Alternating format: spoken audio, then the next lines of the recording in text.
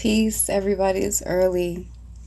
It's really early, but I have been wanting to do this video for some time now, but it's all in divine timing. So I titled it Poly Lessons just for, I guess, algorithm purposes, but the real and true title of this video is from a download that I received maybe a few months ago. And the download was poly. Why I will never be poly again until enough men start dying off.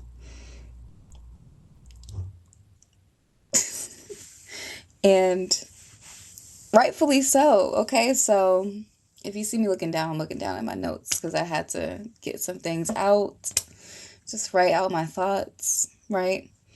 And June is the month for exploration. June is the month for exploration and love and, you know,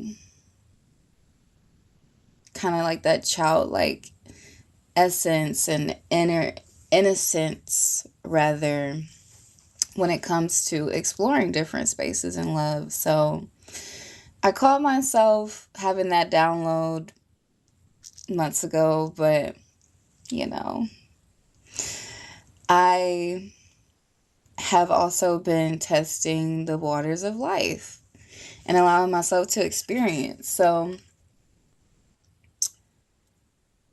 I have come back around to this.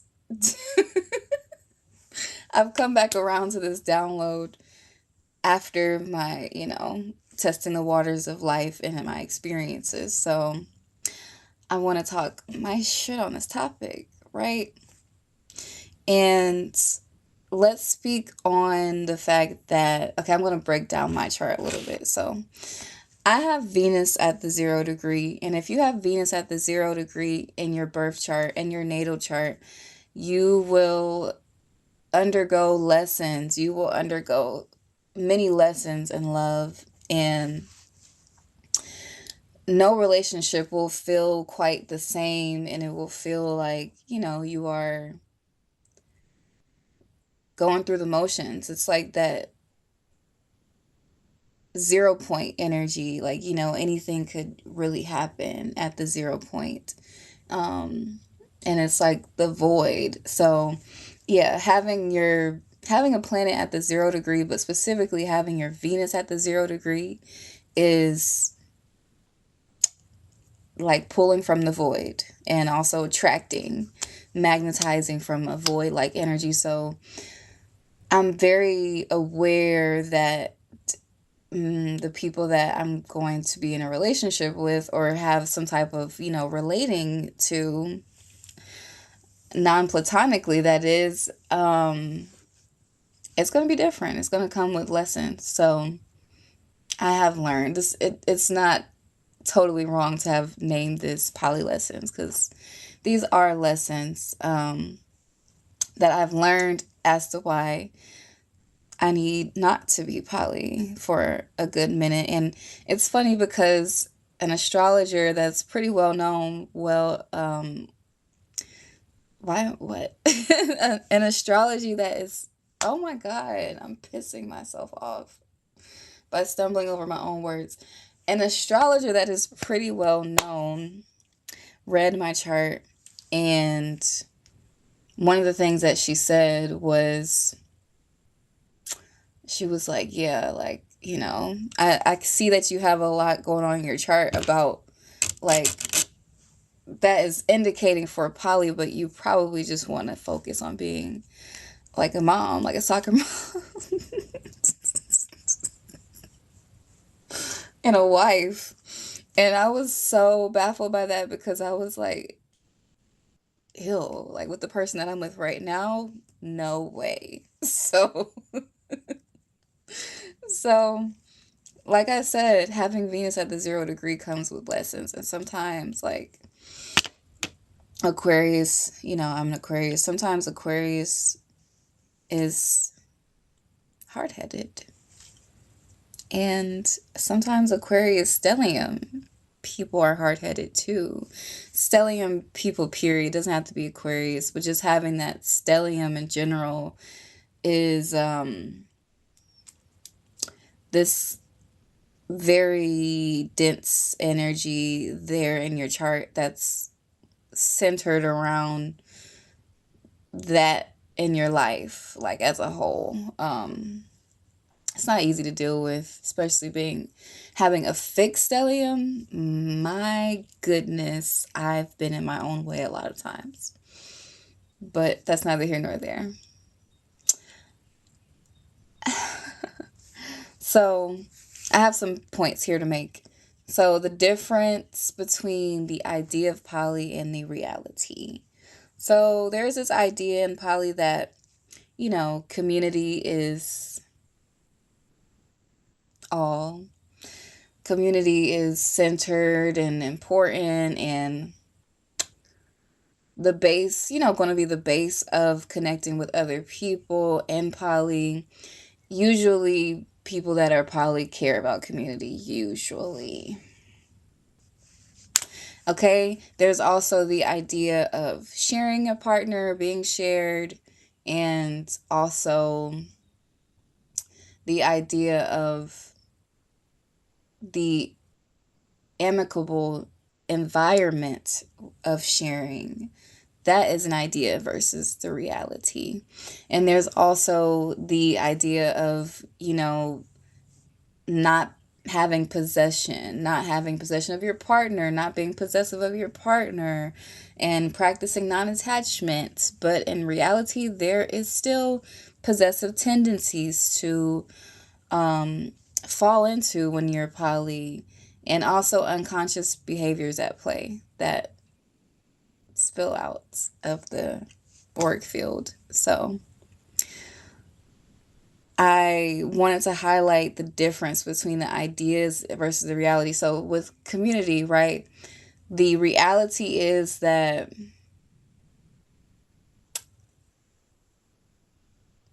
depending on how your poly, dynamic goes, it will be positive in a way where it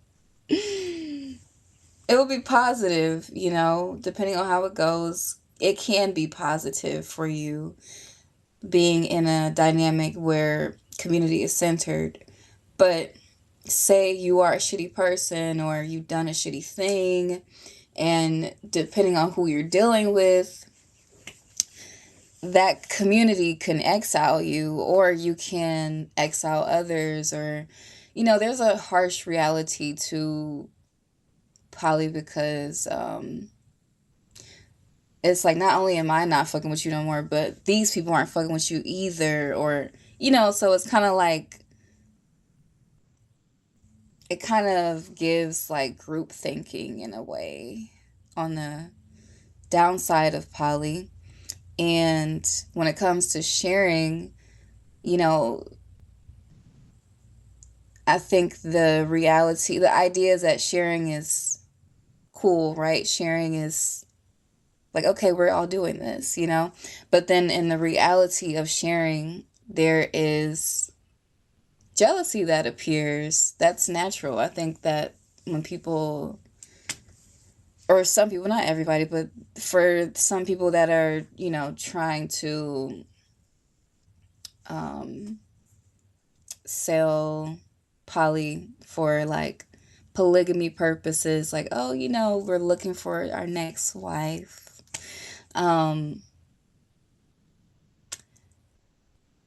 I think it should come with clarity and also authenticity, transparency of what it is that those wives deal with regularly, or like how it affects them emotionally to actually be in these dynamics.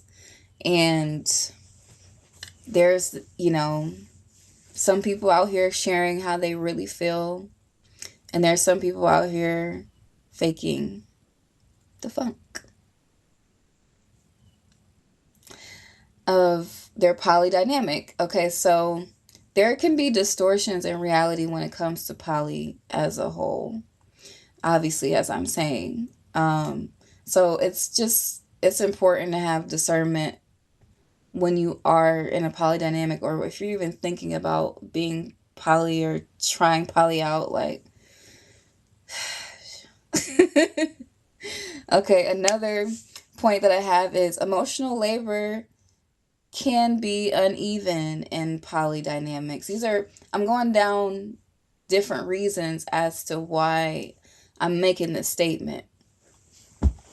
I'll get to the more extreme shit later, but emotional labor can be uneven in polydynamics due to emotional intelligence. How emotionally intelligent are you versus your partner or partners?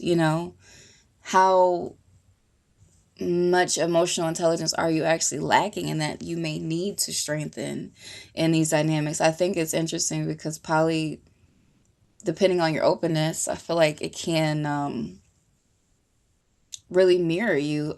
All relationships do, whether it's poly or not.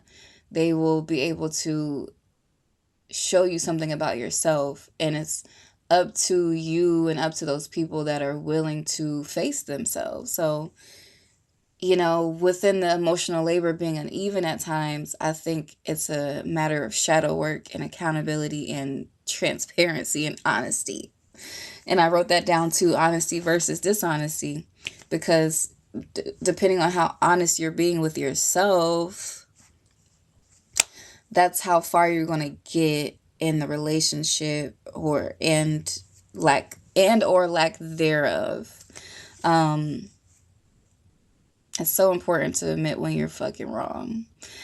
But also it's important to not keep repeating those same, like, repeating that same shit. So, like, yeah, you know, some people might cut you off at the sight of you doing something wrong, just no second chance. And then some people might, have a loop around, and you keep coming back around to have those chances in polydynamics. I've experienced both. Um, and I only have one experience with the whole loop around thing with the person, but that's where astrology comes in, and it gets interesting too, because I think it's important that people in polydynamics are looking at charts. Like, if you're not looking at charts, even in monogamy, what are we really doing if we're not looking at charts in poly? Like, scratching my motherfucking head. Like, that should be like on go. Like, that should be a requirement.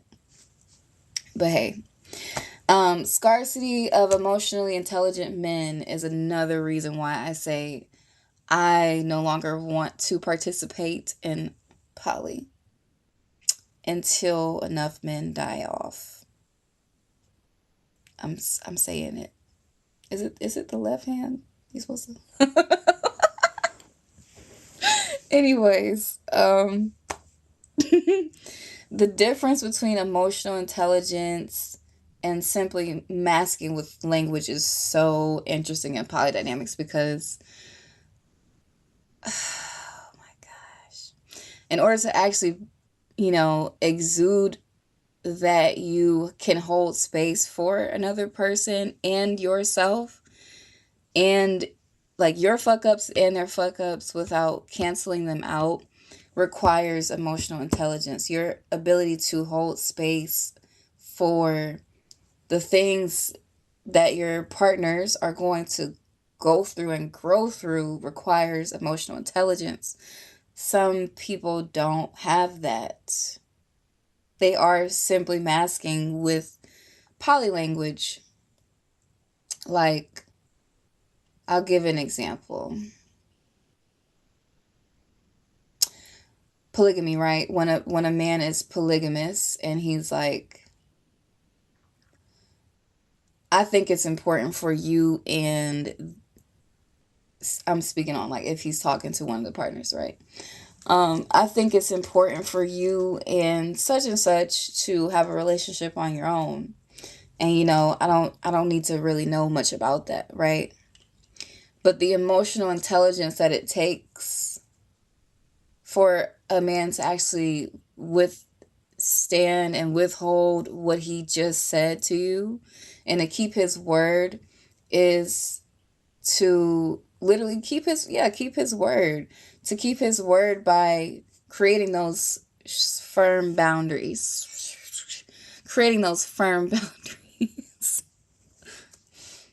In order for a man to keep his word with, your what you have as a relationship with this person is separate from us, and I honor that.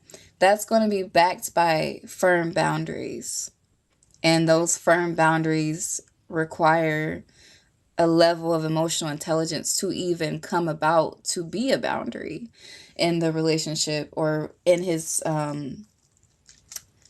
space, how he respects the space that he said that he was going to respect. That is an example of, the positive of a man saying that in polygamy, but the masking with language is saying, oh, exactly what I just said, but not having any foundation behind what it is that they said. Hopefully this is making sense. And it's interesting too that, people can mask with poly language and polydynamics. It's interesting. Language is important to pay attention to.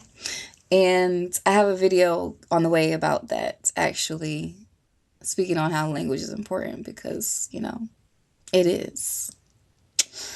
Okay, notice I'm not saying communication, I'm saying language. Another reason why I no longer want to be poly is poly does not heal patriarchal issues. Patriarchal conditioning can show up in polydynamics still, even with the whole, revolutionary love. It's very much so still present. Another way that it can show up. Well, I never said the first way.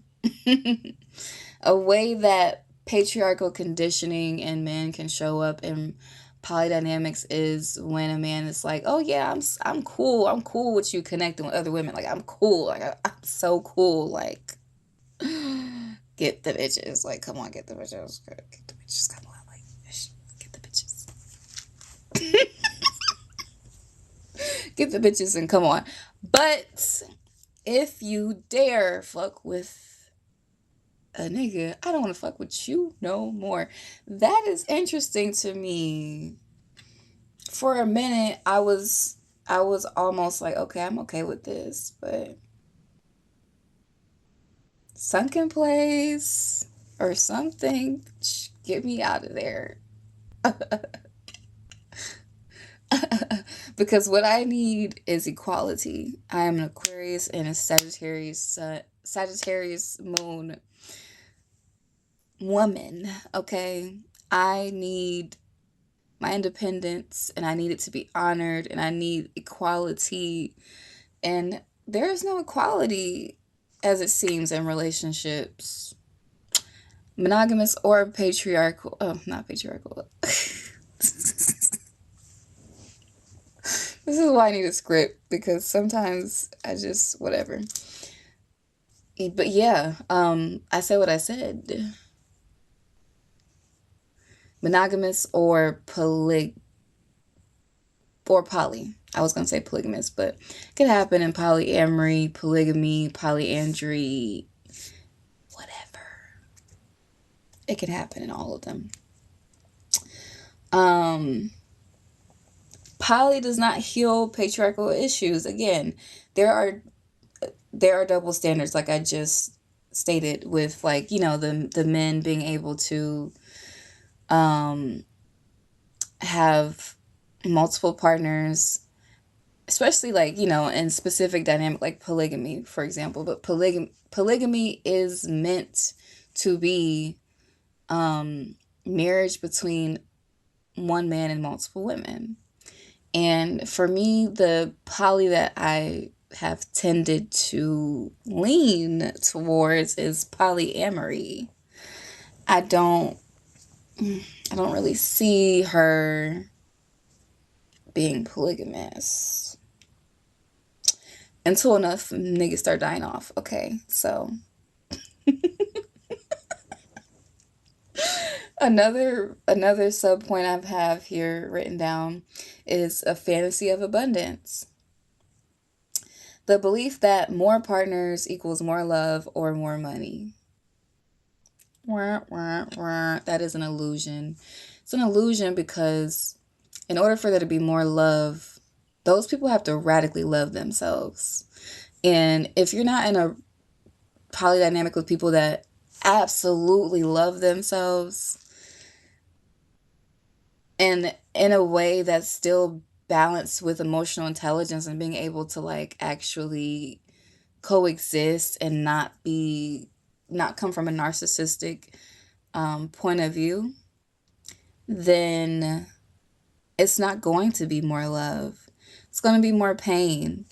And also, if all partners coming together don't have the money, right? Don't have their together, or they don't have their karmic debt cleared enough for it to be a more, free up type of relationship, then it's not going to be more money. It's going to be more debt. It's going to be more spending and more debt in more ways than money. And when you are in a deficit emotionally, that causes a debt financially. So there is an illusion of abundance and polydynamics because it's like, oh, we'll get together, community, da da da. We, have more money in the pot, all these things. But if you already don't have money to begin with, it's where is it coming from? And then two,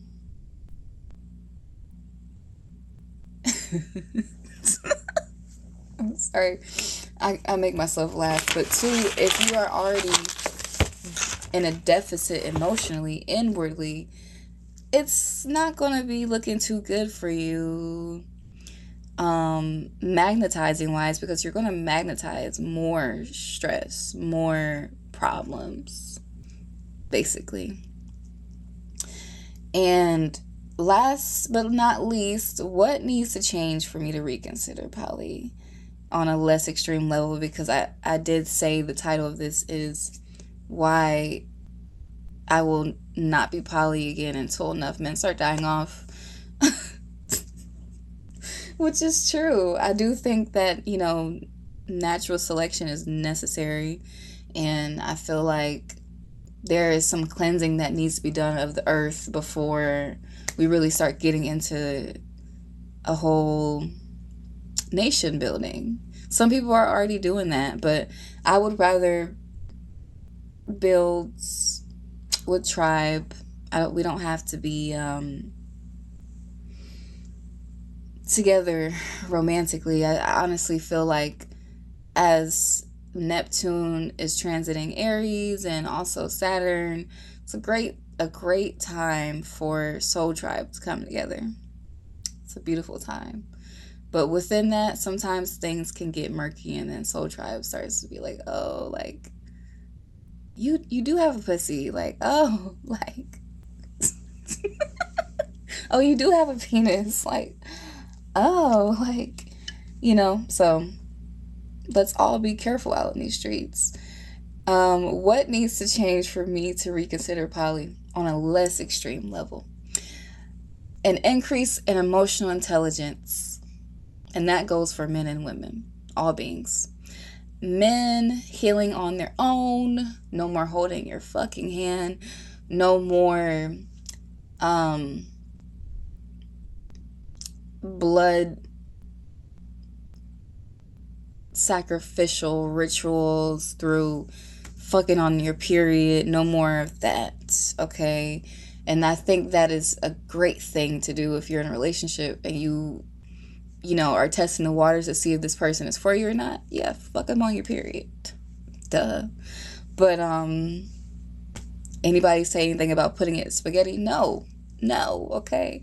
Why is it when someone finds out that you're from Louisiana, they think that you're doing that? Like, I don't have to do any of that. Never had to do any of that. Never did that. So, yes, men healing on their own without a bitch being a catalyst is